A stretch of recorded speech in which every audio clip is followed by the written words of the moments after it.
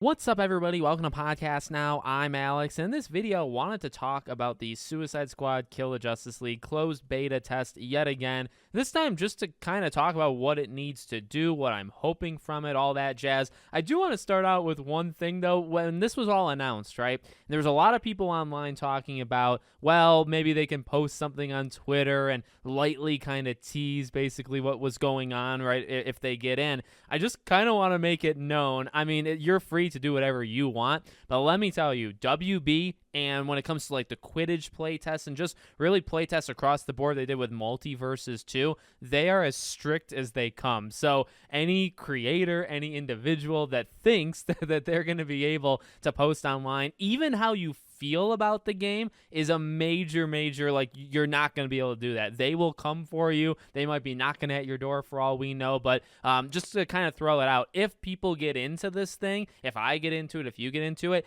we are limited to, just talking about it, like maybe when you're playing it and you're playing it with somebody else, but once you leave that beta, there will be like no speaking of it. Just imagine like it never existed in the first place. That's how strict they are. So just to throw that one out there. And then in terms of what it needs to do and, am I excited? Well, as I mentioned when we announced this thing, or when I did the news story talking about the announcement, I am pumped. I think this is going to be a pretty cool thing. And I do actually agree with a lot of the people online that have said, like the gifts and all the stuff of people saying, that they're so not interested or they hate the game, but everybody's signing up for it anyway. It is funny. It is. I think that's actually accurate. I think a lot of people that have dug in, and I mean, I've dug into this game, but not as much as I've seen other people, but people that have really gone after this game, I fully believe many of them have also signed up. Now, I don't actually think that's a bad thing. In fact, that is why you do this beta test. I saw some people talking about, well, this is a risk because if they turn people off through this, then, they're not going to get it. That is true. There's definitely a risk there, but I got to be honest, and I really would stay true to what I've said a little while ago.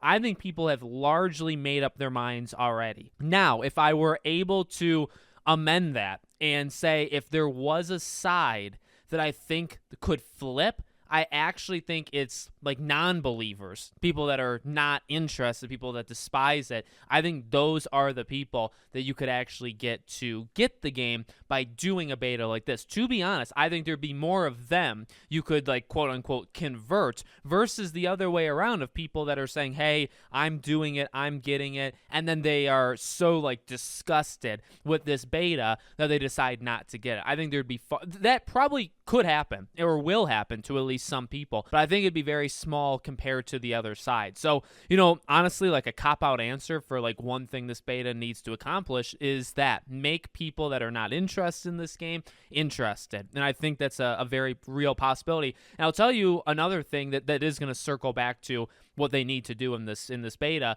is the story. And what I mean by that is this beta is probably going to focus like next to zero, if not zero at all, on the story. So why I mention that is I think fun is like the main element or theme that this beta has got to bring to people. And I don't think there's going to be any convincing of people that, hey, like, why do they all have guns? And, like, does King Shark really feel like King Shark? And does, like, those kind of things you're never going to be able to necessarily fix or even, like, address. I believe in, like, the bottom of my heart that what this beta needs to do is just be really enjoyable, because you have to focus, I think, on what the beta is going to do. And what I think this beta is going to do is just kind of give you a little bit of a sandbox to go around, do some missions, and take out enemies. The thing is, and why I think you're not going to convert people negatively away from the game, the story, I think, is a very powerful part to this game that I think a lot of people are getting it for. And when you play this beta, it's not going to change, right? Like, even if you don't like how it feels, which would be a problem, like, that is something that, well, I'd love to talk about, but again, like, we're going to be limited. We're not going to be able to talk about how the game feels. But if that's something that's negative, that is a bad thing. That's definitely going to hurt the game, I think, long term.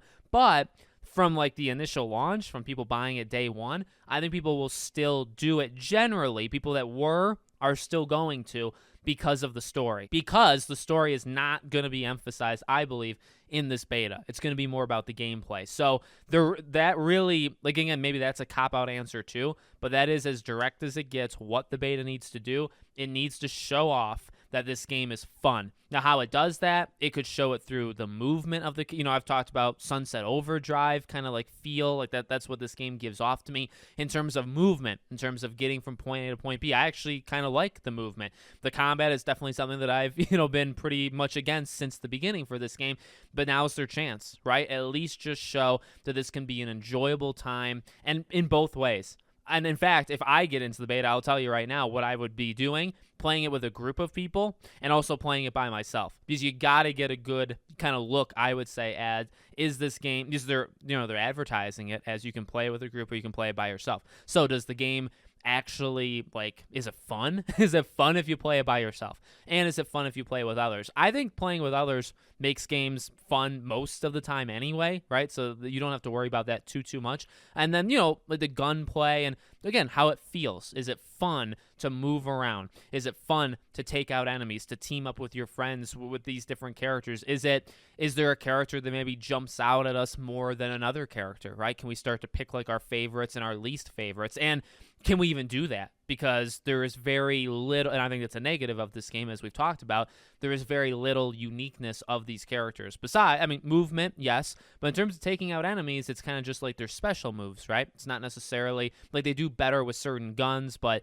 you can maybe swap out Harley with Frost, and like you wouldn't know any different, right? Because they're kind of just skins, and that's a valid argument because of the live service kind of thing that they're doing with this game. So like I said, I'm really excited. I'm really intrigued because even for me, I would say I'm actually kind of on the side where I don't think you're going to scare me away unless it's complete garbage, complete garbage. Then you might scare me away. But, I've been willing to give this game a chance. And granted, I'm not saying just not scaring me away does not mean that the game's going to be good. Also doesn't mean the game's going to last long term, right? If the game's fun in this beta, that's good, that's great, but it still doesn't mean too much. And that's why it's a good thing to do just to get people a little bit more excited, just to give people, their hands-on feel, and maybe again you can convert some people, but beyond that, it's going to depend on the things we constantly say. And even the game day 1 is not going to be the game day 62, 2-3 months in, right?